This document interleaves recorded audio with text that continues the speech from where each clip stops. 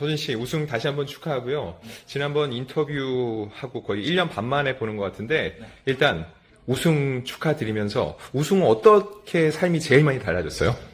일단 우승하고 네. 큰 타이틀이 생겼잖아요. 네. 그래서 그 타이틀로 살아가고 있습니다. 타이틀 우승자 네. 가왕. 네. 오늘 이 인터뷰는요. 20곡의 형식으로 20개 질문을 진짜 빨리 던질 거예요. 네. 본인도 정말 그래서 가감 없이 편하게 얘기해주면 될 것 같고요. 방금 우승 후 달라진 삶이 첫 번째 질문이었고 두 번째 상금을 기부했잖아요. 이번엔 산불 피해를 돕는데 이렇게 기부를 선택하게 된 이유는 뭐예요? 일단 현역가왕을 하면서 많은 국민들이 이렇게 투표를 보내주셔서 가왕이 됐잖아요. 그래서 그 사랑을 다시 돌려드려야겠다는 생각에 기부를 결심하게 됐습니다. 이번에 현역가왕을 하면서 개인적으로 가장 마음에 들었던 무대, 반대로 이건 조금 아쉬운데 다시 하라면은 좀 다시 부르고 싶다 하는 무대 하나씩만 꼽아주세요. 일단 가장 마음에 들었던 무대는 한국의 정서를 잘 담았던 흥타령이었던 것 같고요. 좀 아쉬웠던 무대는 결승전 신곡 미션 무대 남도 가는 길이 조금 단단한 소리가 났으면 좋겠다는 피드백이 있어서 판소리를 배우다 보니까 연습하는 과정에서 목이 쉬어서 당일날 새소리가 많이 났거든요. 그래서 그 무대가 제일 아쉽습니다. 흥타령 때는 다시 딱 장구를 잡았잖아요. 네. 장구를 딱 잡으면은 내 전투력이 올라오는 게 느껴지나요? 아무래도 조금 장구가 있을 때보다, 없을 때보다 있을 때가 확실히 좀 더 의지가 되고 신나는 것 같아요. 그러면은 장구를 딱 잡았을 때, 그리고 놓았을 때 박서진이 노래를 부르는 마음가짐이 좀 어떻게 달라지는지 얘기해 주세요.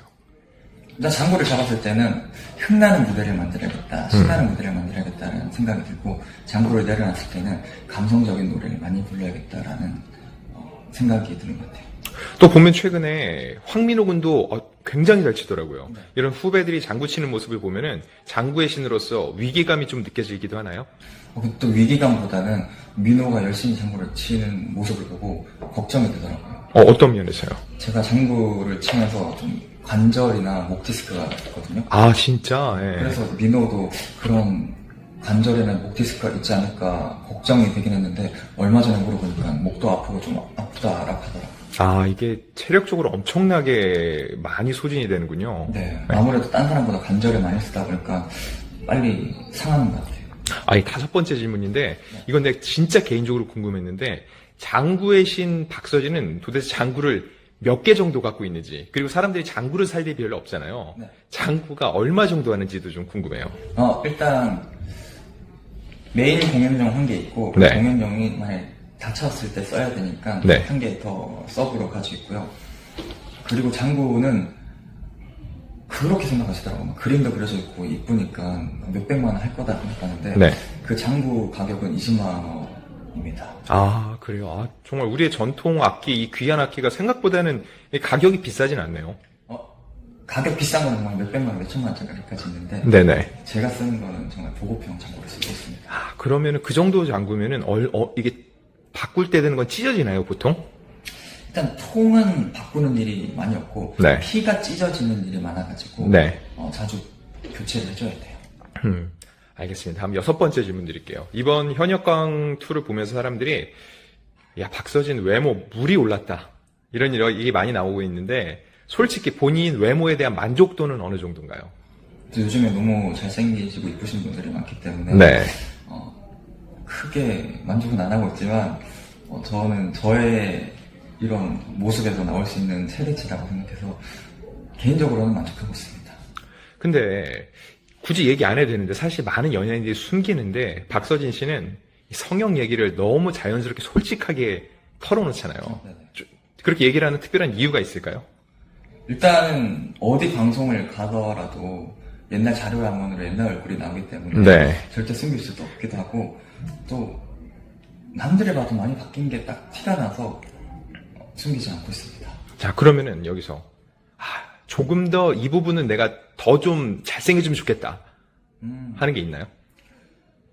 요즘 얼굴형이 이쁘신 분들이 많더라고요. 네. 그래서 나도 얼굴형 좀 이뻤으면 좋겠다 생각하는데 그거는 바꿀 수가 없다고 하더라고요. 네.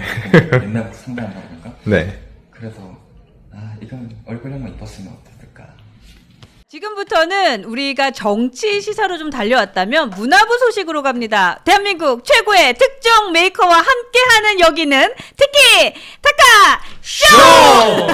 행정이 괜찮아요? 네. 네, 우리 안진용 기자님 함께합니다. 안녕하세요. 네, 안녕하세요. 안지용입니다. 아, 너무 반갑습니다. 네, 네, 감사합니다. 네, 너무 반갑습니다. 함께 해주셔서 고맙습니다. 기자님을 기다리시는 아저씨 세 분이 있었어요, 지금. 그럼 맞습니다. 난 되게 기다렸어요. 왜냐하면 트롯 많이 하시고 트롯 네. 너무 좋아하셔가지고 오늘 기자님만 오매보만 기다렸습니다. 들어오자마자 꽉 채워주시고 이렇게 환영해 주셔서 너무 감사합니다. 네, 네, 좋습니다. 아니 행주행님께서도 우리 박서진 씨 인터뷰 보면서 그렇게 흐뭇하게 보세요. 왜 이렇게 흐뭇하게 보세요? 제가 이제 고향이 삼천포인데 아. 고향 후배거든요. 아. 그래 보니까 또 가족들이나 이렇게 요즘 또 방송에 많이 나오잖아요. 네. 가족 전체의 모습들이. 네네. 그러니까 어릴 때 고향의 모습들이 나오잖아요. 항구도 나오고 배도 나오고 그런 그러네. 것들이 네. 남일 같지 않고 정이 갑니다. 네. 그러니까 아니 이분이 얼마 전에 우승을 했잖아요. 이제 네. 우승 후에 상금을 기부했더라고요. 그것도 네. 대단해요. 사실 그 우승 상금을 사실 욕심이 나죠. 1억인데요, 1억. 아, 그럼. 근데 그 시기에 본인의 이 즐거움을 만끽해도 그 시점에 산불이 났잖아요. 아. 그러니까 그거에 전혀 욕심을 아. 부리지 않고 곧바로 전부 다 기부를 했고요. 더 훌륭한 건 뭐냐면은 내가 좋아하는 가수가 기부를 하니까 네. 팬들은 1억 원이 더 넘는 기부를 또 했습니다. 우리 대단하다. 가수가 이만큼 나라를 위해서 기여를 하는데 우리라고 가만히 있을 수 없다. 이게 전형적인 선한 영향력이라고 볼 수 있는 게 그렇죠. 이게 요즘은 연예인들이 단순히 즐거움을 주는 게 아니라 사회적으로도 이렇게 이바지하는 상황이 굉장히 많이 있다는 거죠. 그렇죠. 네, 네, 네. 그러니까 네. 팬클럽 이름이 뭐예요? 닷별입니다. 답별. 네. 그러면 박서진 씨와 답별에 여기서 박수 한번 줘야 돼요. 이 박수 정도면. 한번. 진짜 와 2억이 넘게 네.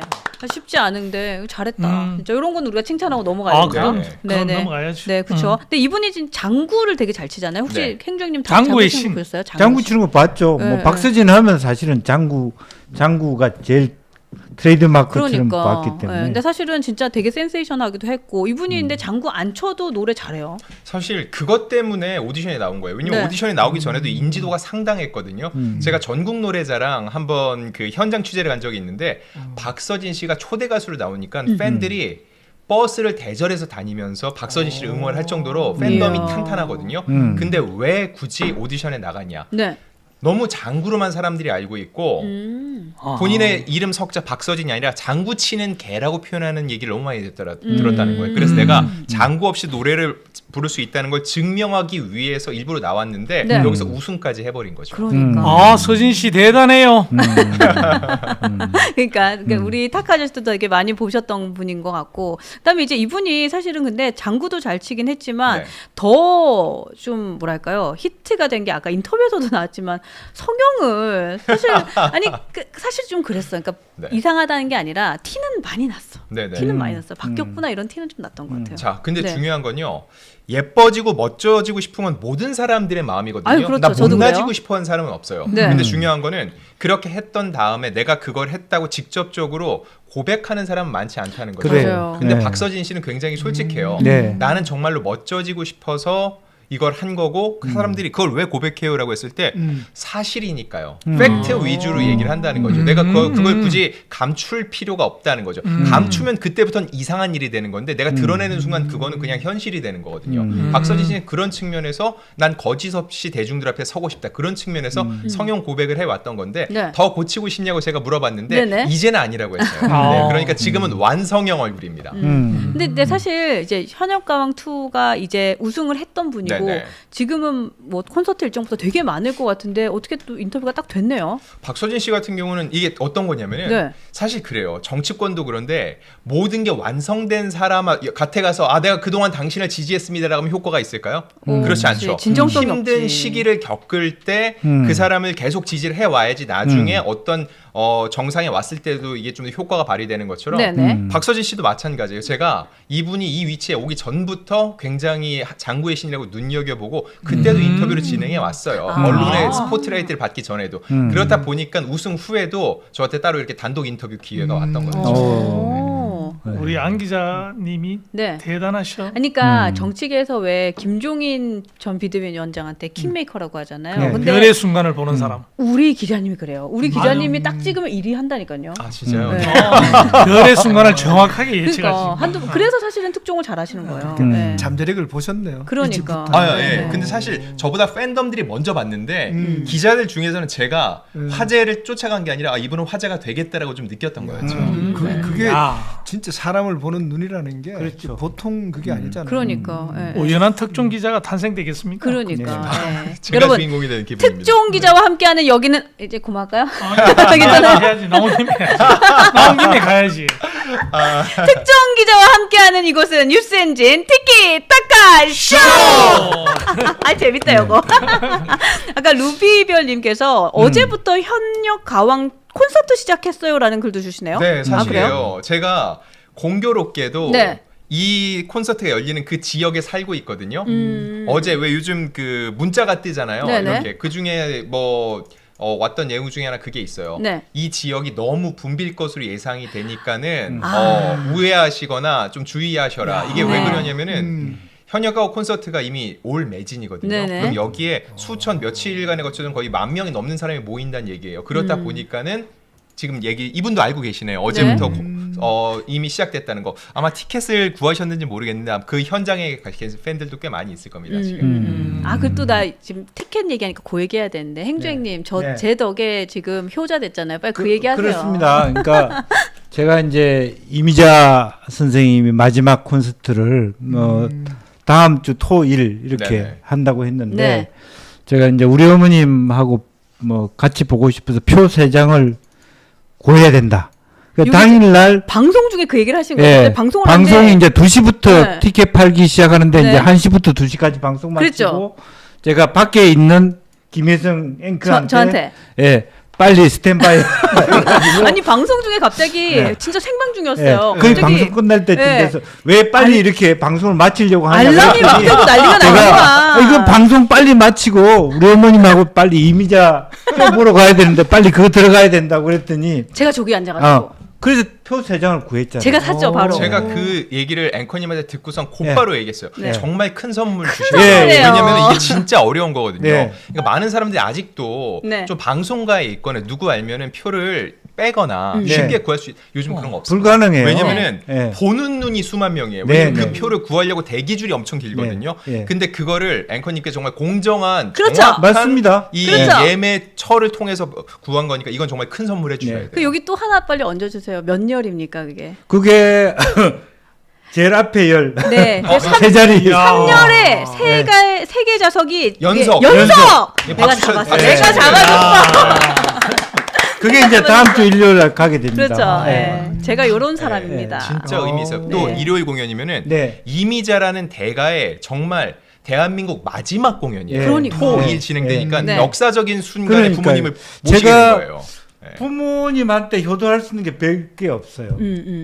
그래서 그렇게 같이 가서 한번 보고 한 번도 그렇게 가본 적이 없어요. 사실은 이제 저희 뭐 막내 여동생 남편이 인터파크에 전무로 있어서 그런 뭐 뺀다는 게 아니라 빨리빨리 표를 사가지고 다른 공연을 많이 다니셨거든요. 이제는 인터파크를 팔았잖아. 그랬네요. 사실 그 사람들이 네. 그러니까 이제 그 일을 안 하니까 우리가 직접 이제 하는 거죠. 네. 그래서 실제적으로는 좀 저한테도 처음으로 어머님하고 트로트 공연을 가봅니다. 오, 네. 그리고 아마 역사적으로 의미 있을 그러니까. 것 같아요. 근데 또 되게 의미 있는 콘서트에 네. 의미 있는 네. 시간이 될 것 같아서 네. 너무. 왜냐하면 나훈아 공연 때는 우리 집 사람이 갈 때 내가 데려다 주고 데리고 오는 것만 했거든.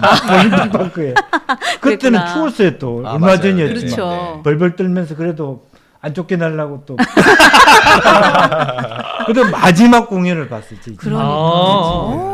또 공연은 처음하고 끝이 굉장히 좀 맞습니다. 다르다 네. 그러더라고요. 맞아, 느낌이. 맞아. 지난번 우리 네, 안 맞아요. 기자님 통해 들으니까. 네. 첫 공연하고 막 공연이 또 짱이죠. 예, 예. 그래서 그런 뭐 게 있어요. 나훈아 보고 오더니 말로는 나랑 같이 못 본 게 뭐 아쉽다는데 하면서 계속 나훈아 뭐 대단하다 그러더라고요. 근데 속으로는 그렇게 생각했을 거야. 나라도 가서 다행이다 이렇게 생각했을 때 왜냐면 아니 그게 여성분들끼리 이제 3명 같이 갔습니다. 되게 근데 귀한 센스 표였어. 있으셨어요. 거기서 그 나훈아 씨가 제가 갔던 공연 그 회차에 그런 농담을 건네셨어요. 부부끼리 왔다 손들어 봐라 이렇게 했을 때 딱 든 분이 몇 분 계셨거든요. 네.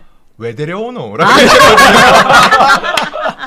맞아. 정확히 정말 센스 있게 하신 거예요. 아, 그렇습니다. 그럼 옛날로 뭐 돌아갈 때 어머님 그 이민자 씨 동백 아가씨 들으시면 눈물 흘리시고 그러네. 그렇죠. 그럼. 뭐 좋아하시고 또 이번에는 이미자 씨만 나오는 게 아니라 같이 젊은 가수들도 같이 많이 나오시는 것 같더라고요. 일단 주현미 씨, 예, 예, 조항조 좀- 씨는 이제 후계자로서 자리에 네, 오르고 네, 네. 미스터 트롯 3의 우승자 김용빈 씨도 네. 출연을 아, 하거든요. 야, 예, 예. 김용빈 씨. 그러니까 볼만하죠. 또 네, 아, 저도 이거 현장 볼만하죠. 취재를 네. 지금 가려고 준비하고 있거든요. 제가 취재 후에 뉴스 엔진을 통해서 그 리뷰를 전해드릴게요. 아, 네. 좋습니다, 와우. 좋습니다. 와우, 해야 되는데. 제가 하여튼 요런 사람이에요, 타카 네. 아저씨. 네. 제가 근데 요거를 정말 쉽지 않은데 진짜 어. 제가 바로 한 큐에 딱 2시 되자마자 저도 더군다나 들고 세 앞자리- 사람이 들어왔는데 그렇죠. 딱 세 개를 확보한 그렇죠. 거예요. 왜냐면 앞자리에. 제가 그 많이 했어요. 맞아. 아주 뭐 팬덤 굉장히 네, 아니, 그거 얘기하지 마세요, 알죠? 그래. 예. 아주 유명한 뭐 제가 아주 팬덤. 좋아하는 가수가 있어갖고 제가 그거 많이 했어요. 그래서 잘한다. 예, 하여튼 여러분도 혹시 어려우면 저한테 연락해 주세요. 제가 용병으로 뛰어드릴 수 있습니다. 근데 이제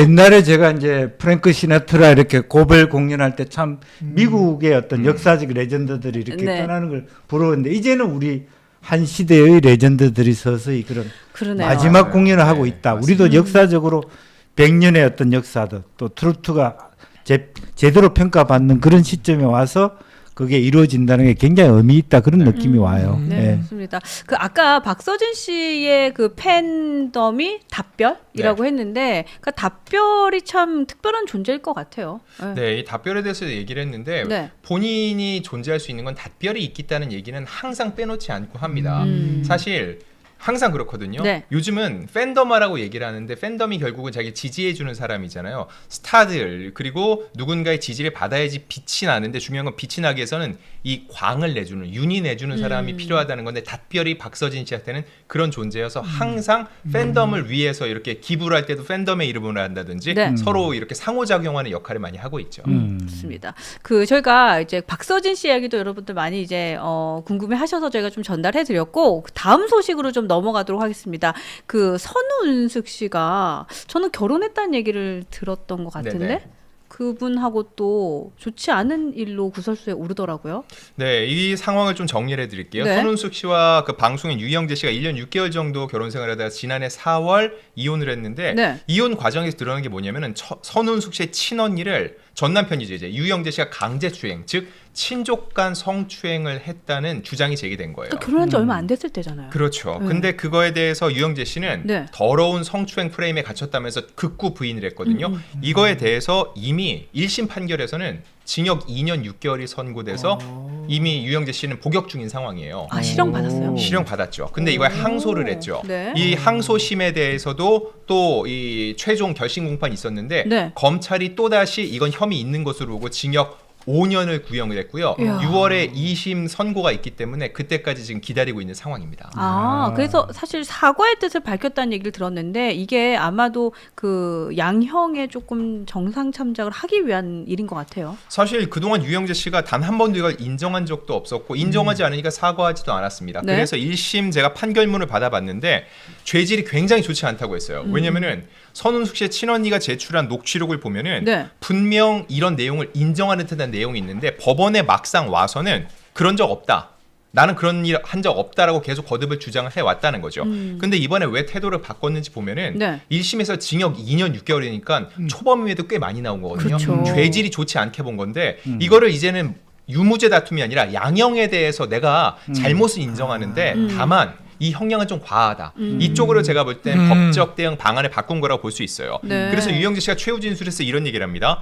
내 지나간 시간을 반성한다. 제가 가지고 있는 친밀감과 성적 잣대에 대한 인식이 부족했다. 잘못했다고 얘기를 했는데 이거 자체가 처음으로 인정을 했던 거였죠. 변호인 측도 중대범죄라는 것이 이제 알게 됐다. 그래서 사죄하는 마음을 갖고 있다. 재범할 우려가 없다는 것을 인정해달라 했는데 네. 대중들이 바라볼 때는 그동안 극구 부인하던 사람이 갑작스럽게 사실은 제가 이랬습니다 얘기하는 게 진정성이라보다는 이제는 내가 무죄를 입증할 수 없으니까 형량을 줄이기 위해서 잘못했다고 하는구나 이렇게 따가운 시선으로 볼 수밖에 없는 상황이라는 거죠. 그렇죠. 근데 사실 이게 뭔가 그냥 사회면에 나왔을 때도 헉할 만한 기사인데 우리가 너무 익숙하게 아는 네. 연예인들에게서 이런 얘기가 나오니까 사실 저는 좀 놀랐어요. 네. 그래서 선우은숙 씨 같은 경우는 본인이 직접 증인으로 나섰습니다. 아, 그렇구나. 사실 유명 연예인이 아무리 언니의 일이라지만 성추행 사건, 그것도 친족간 성추행 사건에 직접 증인으로 나서기 쉽지 않은데 네. 본인이 너무 충격이 컸던 거예요. 그렇죠. 왜냐면 언니가 내가 유명인 동생이 잘 사는 마음으로 이런 구설에 오르지 않겠으면 싶은 마음으로 참아왔다는 걸 알고 나서는 네. 내가 나서지면 안 된다, 나서지 않으면 안 된다는 생각을 했던 거였고요. 그래서 이거 관련해서도 합의 관련해서 많은 사람들이 궁금해하시는데 네. 일단 현재로서는 너무 상처가 커서 합의를 생각하지 않고 있다고 합니다. 일단 유영재 씨가 그동안 너무 극구 부인을 했기 때문에 어느 정도 본인의 잘못을 인정을 하는지 사죄를 하는지 이런 부분을 지켜보고 합의는 지금은 우선순위가 아니라는 거죠. 근데 진짜 이게 상처가 클 수밖에 없는 게 두 번인 거예요. 왜냐하면 내가 너무 사랑했던 남편에 대한 이 남편이었는데 네네. 여기에 대한 상처도 있고 네. 특히나 또 이 사람이 그 다른 사람도 아니고 내 언니를 저렇게 했다. 그렇죠. 그러니까 여기서 또 한 번 상처를 받는 거죠. 선원숙 씨 입장에서 이미 유영재 씨와의 이 결혼 생활 그 과정을 전부 다 TV를 통해 다 방송을 다 했었거든요. 맞아. 그래서 선원숙 씨를 통한 이런 시선도 곱진 않았어요. 아니 그렇게까지 하더니 결국은 이런 결말이냐 하는 건데 그럼에도 불구하고 이런 문제가 생기면은 바로 잡는 과정이 필요한데 선원숙 씨는 내가 연예인 활동을 접겠다 이런 네. 마음까지 갖고서는 이거를 바로잡는 과정이 필요했다고 생각을 하고 그래서 이걸 섣불리 합의하기보다는 정말로 정확하게 단죄가 이뤄지는데 초점을 맞추고 있다는 겁니다. 네, 네. 근데 어쨌든 그 상처받은 게 잘 치유됐으면 좋겠다라는 생각은 하게 됩니다. 다음 기사 좀 볼게요. 다음 기사는 박나래 씨 그 도둑 잡았더라고요. 잡았죠. 네. 근데 네. 가장 저희가 지난주에 알려드렸었는데 네. 여기서 내부자의 소행일 수 있다라는 얘기가 있어서 굉장히 충격이었죠. 그랬죠, 그랬죠. 네. 네. 근데 일단 잡고 보니까 내부자는 아니었다고 합니다. 한 남성이었는데 이 남성이 그 지역에서 일대에서 또 다른 그 범죄 행각으로 인해서 이미 수배 중이었는데 잡고 보니 그 인물이었다는 거죠. 그러면 어떻게 잡았냐? 이게 굉장히 궁금한데 네. 간 큰 도둑입니다. 본인이 박나래 씨의 집에 들어가서도 수천만 원대의 금품을 훔쳐서 달아냈던 것이 포착이 됐는데 이거를 작물로 내놓은 거예요. 네, 정말로 뻔뻔한 거죠. 자기가 이거를 잡힐 거란 생각을 안 했나 너무 궁금할 정도인데 결국은 이런 작물이 나오니까는 이거에 대한 신고가 들어갔다는 것 같아요. CCTV가 작물 여부를 다 종합적으로 판단을 해서 이 남성을 붙잡았고 현재는 구속 상태로 검찰로 넘겨진 상태예요. 근데 이제 그 네. 도둑은 박나래 씨 집인 줄 알고 간 거예요, 아니면 모르고 갔는 겁니까? 자, 이 부분이 중요한데요. 네.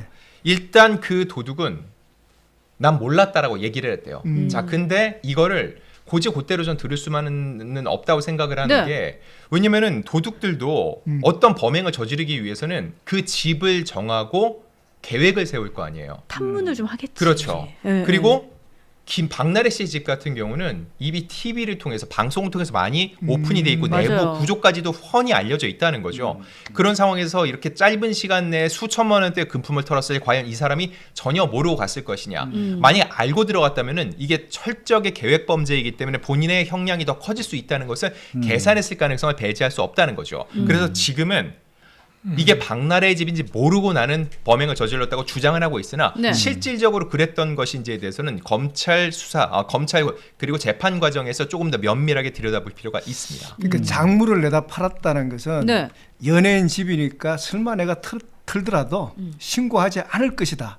이런 정도가 있기 때문에 과감하게 작물을 내다 팔았지 않겠냐. 이렇게 유추를 그 한번 시선도 해봅니다. 그러네. 충분히 가능하네요. 네, 네, 네네. 그러네요. 그리고 박나래 씨 집은 모를 수가 없는 게요. 그 TV로 공개된 것만 보더라도요.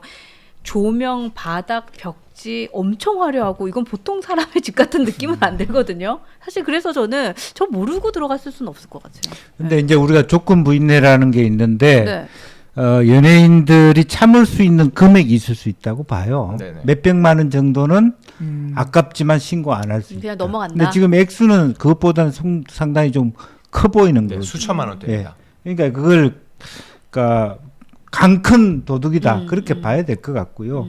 또 하나는 이제 내부자라 했을 때 우리가 이제 그 가족이 아니고 같이 친했던 연예인들 관계 그게 이제 좀 오해를 살 수도 있고 가짜 뉴스들이 워낙 많아서 뭐 근데 장도연 이런 사람들 이름들이 막 오르내리고 해서 그래서 실제적으로 그런 사람들의 입장이 약간 좀 뭘까 좀 서먹해지고 그치.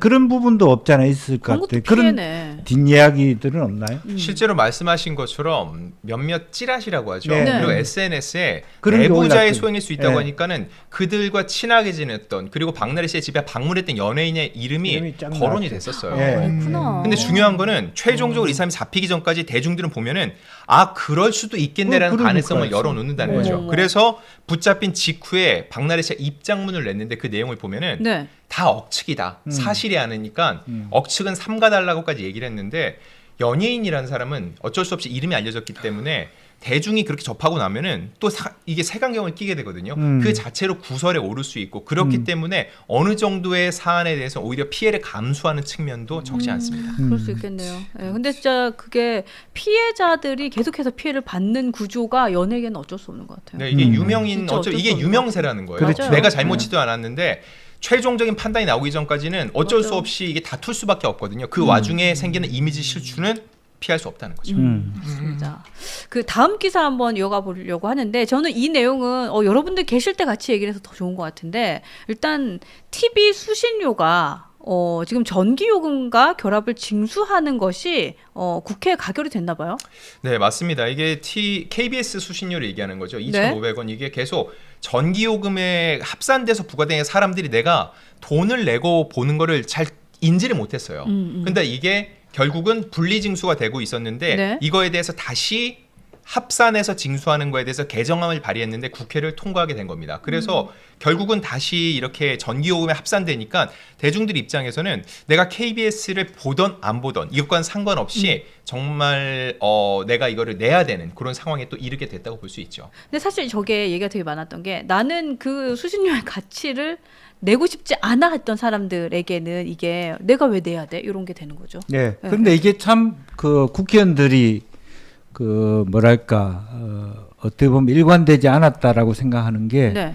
정권이 여당이냐 야당이냐에 따라서 수신료 징수에 대한 태도가 바뀌었어요. 맞습니다. 국회의원들이 네. 자기가 여당일 때는 합산해야 된다. 네. 자기한테 KBS가 불리하게 느껴지면 불리해야 된다. 이렇게 계속 왔다 갔다 해야 됐고 또 실제적으로 보면 데이터가 나왔는지는 모르지만 네. 저렇게 분리 징수했음에도 불구하고 방법론도 가르쳐 줬지만 그렇게 안 한 경우들이 많았기 때문에 별로 실효성이 없었다고 볼 수도 있고 네.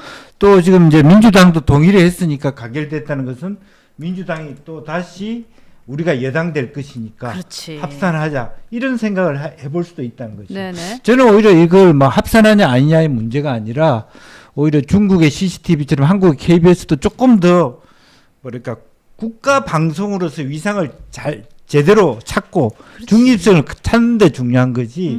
그 몇천 원 가지고 왔다 갔다 하는 것이 중요하지는 않다라고 생각하고요. 네, 의미 사실은 아리랑 TV나 각 뭐 부처에서 전부 다 방송을 다 갖고 있습니다.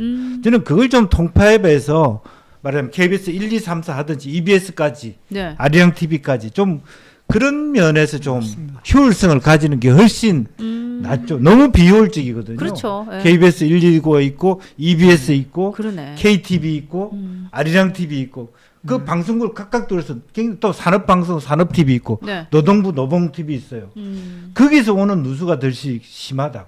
그럴 그 수 돈만 있겠다. 모아도 징수 저 돈 안 받아도 KBS 살찔 수가 있어요. 근데 그렇게 다 모아버리면 그 자리가 없어지잖아요. 아니 그러니까 그런 문제인데 그래서 안 없을 것 같아요. 사실은 뭐 그건 점차 뭐 통합하면서 줄여나가는 그런 방식으로 해야 되는데 결국에는 각 부처가 그것은 뭐냐면 관료들 자리 만들기 위해서 만드는 거예요. 맞아요. 노동부 노동방송국 하면 노동부에서 그만둔 사람 가서 국장시키고 그게 더 나쁜 거죠. 그러니까. 예. 근데 되게 일리 있는 말씀이신데, 근데 사실은 자리 때문에 안 뭉칠 것 같다. 이런 생각도 확실히 좀 드는 것 같아요. 근데 KBS가 공영방송으로서의 역할이 뭐 지금 계속해서 문제가 되니까 돈 주고 싶어, 돈 주기 싫어 이런 얘기가 나오는 거잖아요. 네, 어찌 보면 대중들 입장에서는 그동안 내가 내고 있다는 것도 모르고 내가 그렇죠. 왔던 맞아요. 거죠. 맞아요. 근데 그 와중에 KBS가 더욱더 비판의 대상이 됐던 건 네. 수신료 인상을 추진했었어요. 그 와중에. 자, 근데 어디서 이게 민심이 확 뒤바뀌었냐? 네. 몇몇 실질적인 이제 조사 결과가 있는데 2020년 기준으로 KBS 직원 중 억대 연봉 1억 이상 받는 사람의 비율이 46%가 넘었습니다. 그러니까. 네. 결국은 사람들은 KBS가 어떤 역할을 하는지 정확히 못 느끼고 있는데 그 내부 직원들은 2명에 1명꼴로는 억대 연봉이다. 우와. 여기서 굉장히 화가 났는데 그 다음에 한 커뮤니티에 KBS 직원이라고 밝힌 사람이 글을 올렸는데 이런 내용이었어요. 네. 아무리 뭐라 해도 우리는 정년 보장된다. 수신료는 전기요금에 포함돼서 꼬박꼬박 내야 되니까 불만 있으면 입사하라. 이런 글을 올려서 민심에 엄청난 기름을 부었죠. 그렇구나. 그 다음에 결국 이 분리징수가 됐고 KBS가 이것 때문에 재정적으로 많이 힘들어졌고 네. 이번에 다시 이게 합산징수가 됐는데 KBS 입장문은 이거였습니다. 이게 결정된 직후에 국민의 신뢰를 충분히 얻지 못한 점을 엄중히 인식하고 내부 혁신에 박차를 가하고 있다라고 했고 무엇보다 이게 중요합니다. 시청자들의 눈높이에서 소통을 하겠다고 했는데 KBS가 이런 흐름을 겪었으니까는 과연 얼마나 국민의 눈높이에 맞는 공영방송의 역할을 시행하는지 이거를 우리가 이제 감시할 필요가 있는 거죠. 그렇죠. 정권의 나팔수를 계속 자임했잖아요. 네, 정권이 바뀔 때마다 자기들이 스스로 거기에 굴복하고 정권 찬양 방송을 하다 보니까 야당에 반대, 또 야당에 또 여당이 되면 여당에 찬성하고, 그러니까 그런 어떠한 부분을 취해서 진짜 국가 공영 방송으로서 거듭난다면은 국민들이 인정해 줄 거라고 봅니다. 네, 네, 좋습니다. 네. 많은 분들이 요 기사 지금 또 우리 감독님 올려주셨는데 이제 요 얘기가 아까 말씀하셨던 커뮤니티에 올라왔던 그 내용인가 봐요. 근데 진짜 좀 자극적이네요, 그죠? 네, 자극적이고 국민들의 마음을 좀 헤아리지 못했던 이런 직원들이 있으면 안 되는데. 네. 실제로 KBS가 직원들 전체가 네. 양분화돼 있어 이미. 아, 그 안에도 정치적으로. 그렇구나. 사장 바뀌면 이 라인이 올라가고 맞습니다. 이렇게 돼 있고 그렇구나. 근본적으로 보면 방통위부터가 중립화돼야 돼요. 그렇죠. 지금 현재 방통위가 너무 어지럽잖아요. 그러니까 맞습니다. 사장 스님하는 것도 그렇고 조금 정치권 뭐 언제부터 다 지금 그렇거든요. 그러네요. 전체적으로 더 합리적이고 더 중립적으로 잘할 사람을 할 게 아니라 지금 현재 정당이 하는 게 우리 편을 무조건 사장으로 심기에 방통위원을 그렇죠. 심기에 그게 네. 혈안되니까요. 그게 따라서 모든 지금까지 라인을 다 세운다. 그게 잘 될 수가 있습니다. 그러니까요. 극과 극의 사장에 따른 다른 방송이 될 수밖에 없는 거고. 지금 더 뭐 내밀하게는 지금 이제 정치적 시점에서 오히려 이제 MBC가 너무 굉장히 강하게 정치적 색깔을 내니까 그렇죠. KBS가 안정화되는 기준은 돼 있어요. 사람들이 너무 예컨대 솔직히 탄핵을 찬성하더라도 MBC가 너무 심하게 해버리니까 멀리 갔죠. 네. 네. 그러니까 KBS가 그래도 지렛대가 되네, 그 중심이 되네라고 해서 시청률이 조금 회복되는 부분이 있을 건데. 근데 그건 KBS가 잘해서 그런 건 아니니까. 그렇죠. 네. 근데 그래서 지금 어쨌든 그거는 저는 정당이 잘해야 된다. 네, 네. 더 사심 없는 중립적인 방송을 하도록 노력해야 된다 생각합니다. 근데 그게 참 쉽지 않은가 봐요. 정권 네. 잡고 나면 그 방송사를 이렇게 뭔가 중립적으로 운영하려고 하는 게 참 쉽지 않은가 봐요. 네. 근데 욕심이 나겠지 사실. 그럴 수도 있을 것 같다는 생각도 듭니다. 네, 자 이렇게 해서 저희가 오늘도 문화부 소식을 쭉 이어서 왔는데 기자님 저희가 이렇게 좀 같이 소통하는 것도 재밌죠. 어때요? 네. 일단 저도 사실 취재를 하다 보면 중립적으로 한다고 하지만은 어쩔 수 없이 제가 취재하는 영역에 좀 더 몰두되는 경우가 있는데 다양한 얘기를 듣다 보니까는 네. 좀 시각도 넓어지는 것 같고요. 훨씬 더 생산적인 얘기를 하는 것 같아요. 좋습니다. 자, 저희가 원래는 우리 안진호 기자님 매주 금요일 3시에 만나기로 네네네, 했잖아요. 맞습니다. 그렇죠? 근데 어제 저희가 아시겠지만 좀 그 당에서의 뭐 이슈들도 많고 해서 제가 방송을 오늘 함께 했고요. 다음 주부터는 금요일 3시. 네네. 네, 금요일 3시에 함께 하는 걸로 하고 또 내일과 모레 방송도 저희가 예고를 살짝 해드리면 좋을 것 같은데요. 감독님 그 자막으로 내일 방송과 모레 방송 자막 띄워주시면 제가 안내를 드리도록 하겠습니다. 자, 여러분 내일입니다. 내일 일요일이고요. 2시에 국민의힘 B조, B조 우리 한동훈 후보가 지금 준비를 하고 있는데 B조의 경선 토론회가 있습니다. 그래서 저희 뉴스엔진에서도 2시에 라이브 함께 할 예정이니까요. 여러분들 저희 뉴스엔진에서 보셔도 되니까 참고로 내용 체크하시면 좋을 것 같고요. 또 21일 월요일에는 방송 4가지 준비하고 있습니다. 오전 9시 안녕 대한민국 윤석만 전 논설위원과 함께 하고요. 네, 오전 10시에는 제가 이어서 뉴스 사랑방 소통하겠습니다. 일요일에 있었던 그 B조 경선 토론회 얘기 많이 할 거니까 여러분들 저희 아침 방송 보시면서 같이 소통하시면 좋을 것 같고요. 1시에는 티키타카 쇼 진행을 합니다. 네, 정광재 대변인 그리고 설주환 변호사 함께 할 예정이니까 1시에도 많이 와주시고요. 오후 4시에는 네, 정정당당 김종혁, 아까 어떤 분이 김종혁 전 최고위원 조황조 닮았다고 막 그 얘기하시던데, 네, 김종혁 전 최고위원께서 그 조경태 의원 지금 국민먼저 캠프에서 선대위 위원장으로 오셨는데, 네, 우리 조경태 육선 의원과 함께 인터뷰할 예정이니까 여러분 많이 기대해 주시고 오셔서 응원해 주셔야 돼요. 네, 내일 그리고 모레까지도 뉴스엔진과 함께 달려주시면 좋겠습니다. 티키타카 아저씨 잘했죠? 괜찮았어요? 잘했습니다.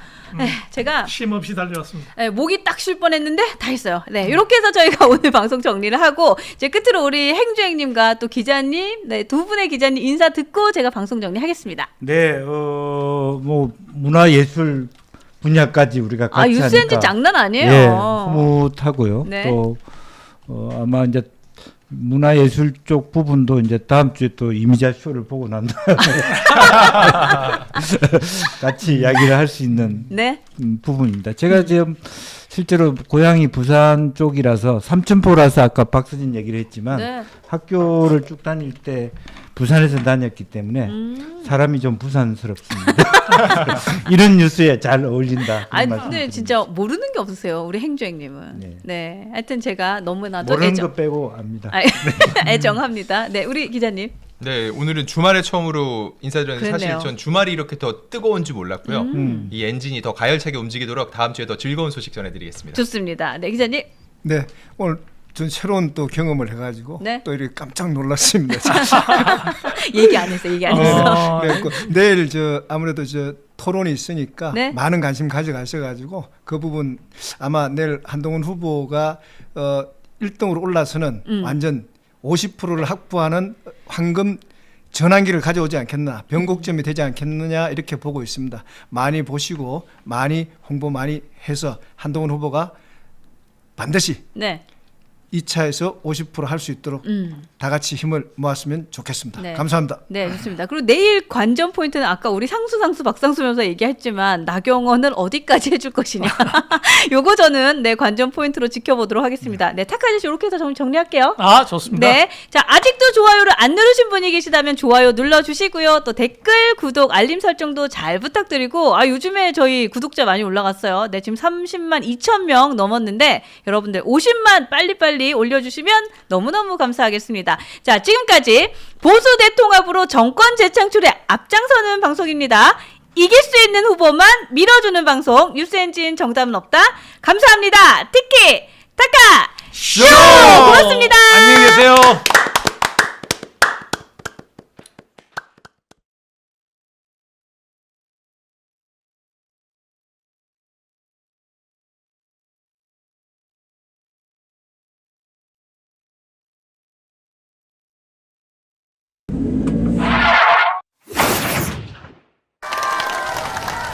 국민 여러분,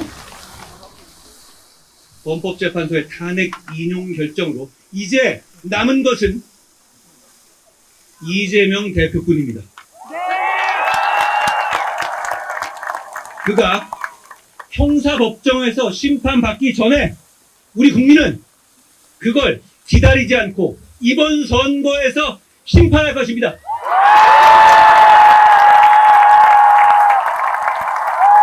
우리는 법원의 선고가 아니라 국민의 선고로 이재명 민주당을 이길 것입니다.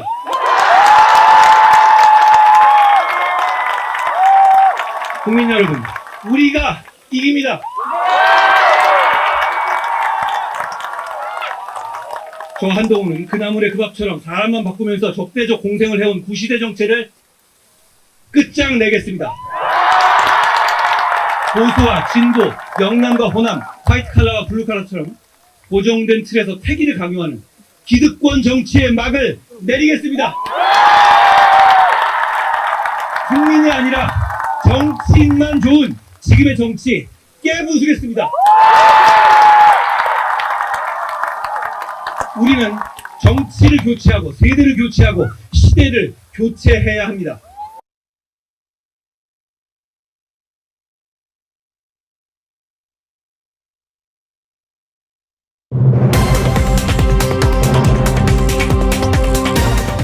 대선 승리를 위한 보수 대통합 방송 뉴스엔진 정답은 없다.